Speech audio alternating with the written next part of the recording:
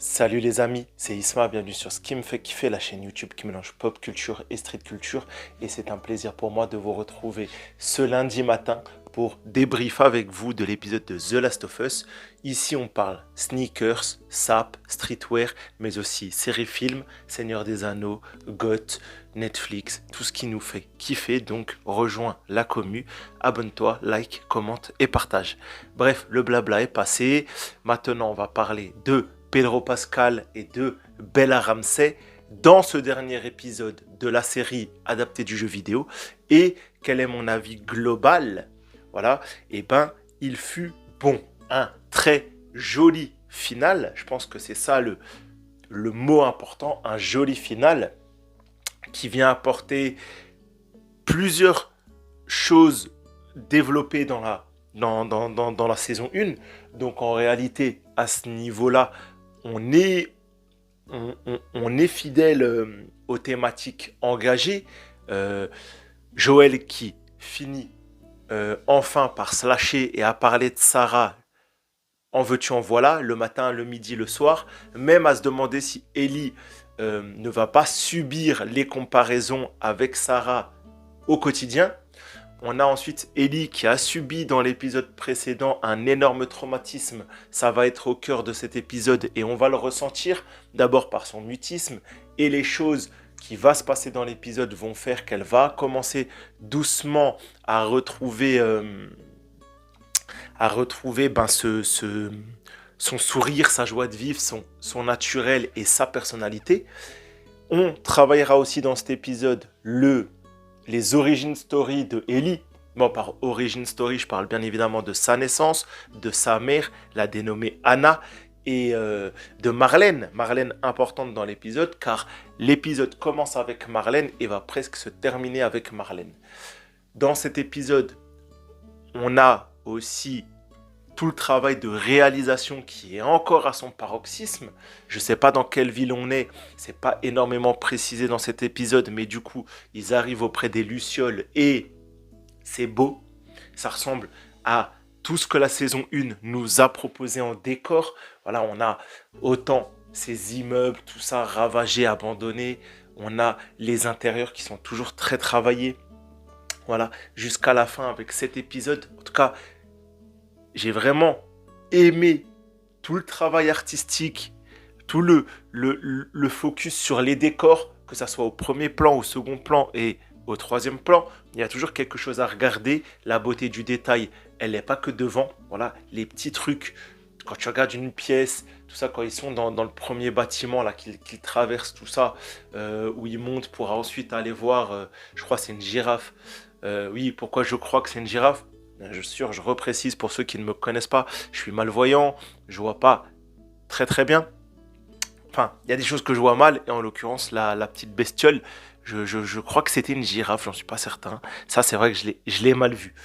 Bref, en tout cas, l'épisode était riche en beauté, voilà. La beauté, encore une fois, du paysage américain, des villes, la ville ravagée, avec un moment, du coup, dans cette ville, la nature qui reprend ses droits sur l'urbain.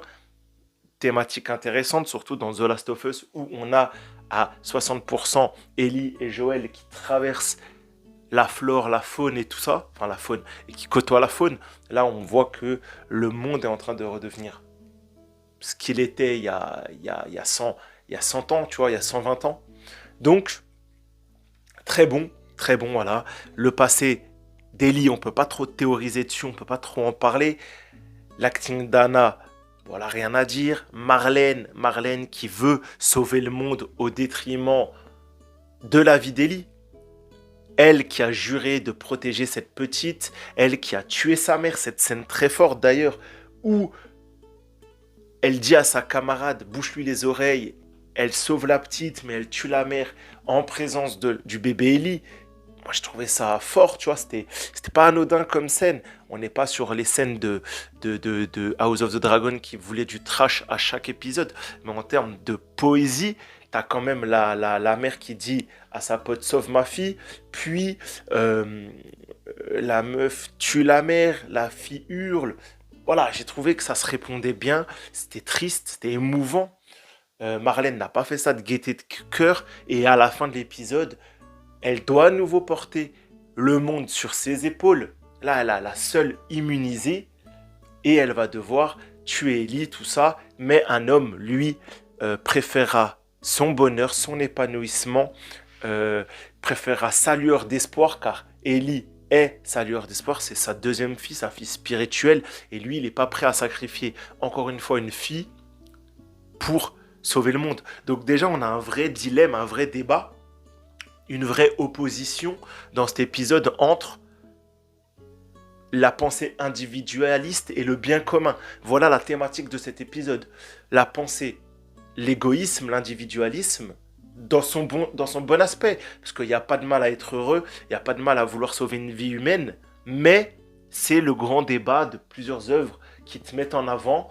Qu'est-ce qui est le mieux? Faut-il sauver une vie et en perdre des milliers, ou sacrifier une pour faire perdurer la race humaine? Tel est le débat. Avis en commentaire, les amis, prononcez-vous. À mon avis, on peut avoir des super débats houleux avec cet épisode. Mais voilà, le grand débat. Voilà, donc un épisode qui se soldera par Joël qui va se retourner, défoncer tout le monde dans l'hôpital, tuer Marlène parce que il sait qu'elle ne lâchera jamais le morceau, qu'elle va traquer Ellie pour avoir son cerveau, pour pouvoir combattre le cordyceps. Donc, en soi, les Lucioles, c'est justifier ce qu'ils veulent faire, c'est peut-être pas juste la bonne façon. En tout cas, moi qui n'ai pas joué au jeu, je le reprécise, qui n'ai vraiment très très peu d'informations sur le jeu, je me demande si vraiment ça se passe comme ça. Excusez-moi, grosse fatigue. Est-ce que, dites-moi si c'est comme ça dans le jeu, est-ce que ça se termine comme ça la partie 1? En tout cas, cette fin de saison 1, que j'intitulerai personnellement le mensonge, que j'appellerais le mensonge de Joël à Ellie, quand il lui dit « Ouais, dis-moi la vérité » et tout ça, nanana, c'était très fort. Ce moment où ils sont, je pense, pas très loin de Jackson, et où il va lui mentir en la regardant dans les yeux, car il lui a inventé un bobard dans la voiture, tout ça, et elle l'a ressenti. Et au final, avant de pouvoir passer à autre chose, elle lui dit « Est-ce que tu m'as menti, Joël? Est-ce que c'était la vérité ?» Et lui, il va la regarder, il va lui dire « Oui ».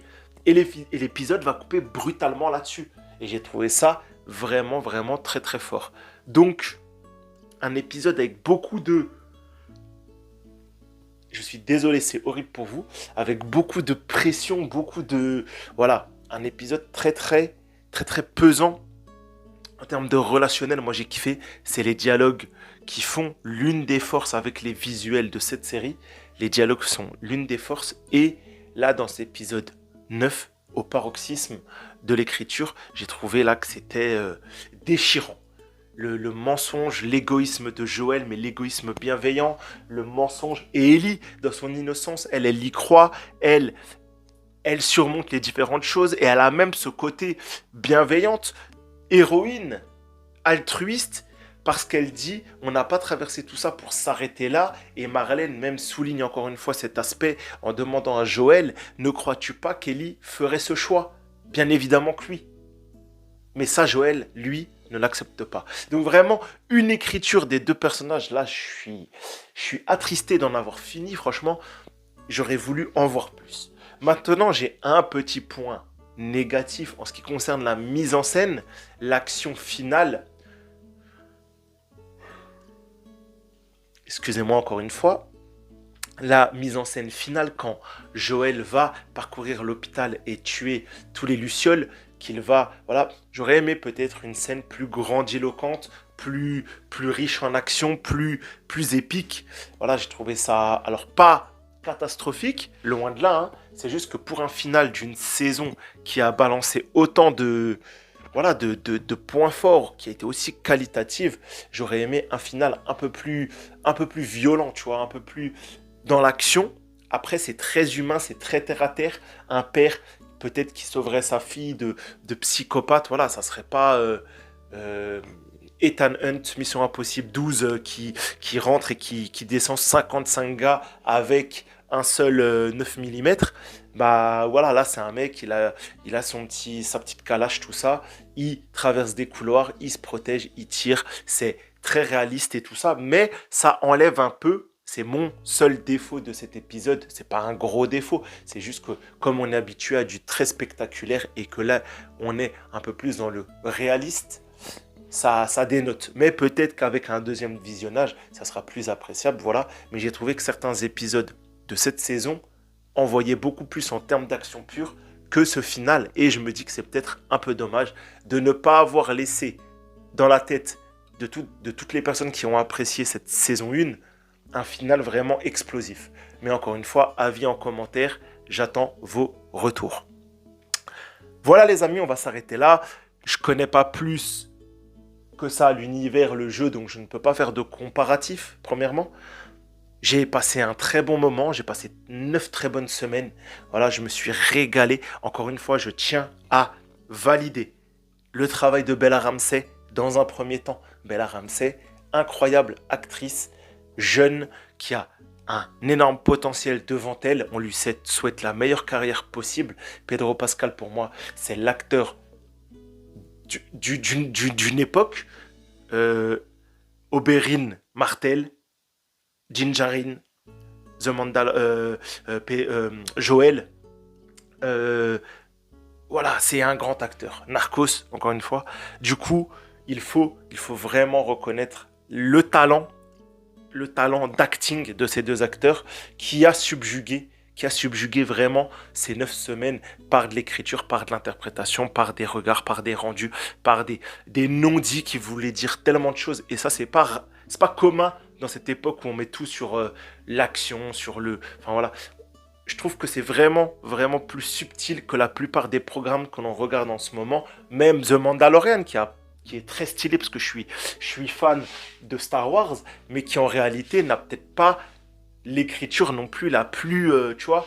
Et là, l'écriture et l'acting, voilà, c'est deux acteurs incroyables qui se répondent par les gestes, par les regards, par les mots, par une qualité de jeu vraiment très incroyable. Voilà les amis, bref, on va s'arrêter dessus. Vous avez compris mon ressenti un peu sur cette saison et cet épisode tout particulièrement. Je vous invite les amis à liker, commenter, partager. Soyez présents mercredi pour débrief l'épisode de The Mandalorian. En ce moment, on se fait The Mandalorian le mercredi, le vendredi, les secrets et les easter eggs de l'épisode de The Mandalorian de la semaine, puis le vendredi soir, bien évidemment, en compagnie de Stirka et Zino, on est en live sur YouTube pour parler de The Mandalorian, la meilleure série Star Wars ever, en live action, bien évidemment. Les anciens le savent, il y a Clone Wars et Rebels, quelle est la meilleure, les vrais le savent. Allez les amis, je vous laisse là-dessus, passez une très bonne journée, à bientôt, c'était Isma, ciao les gars.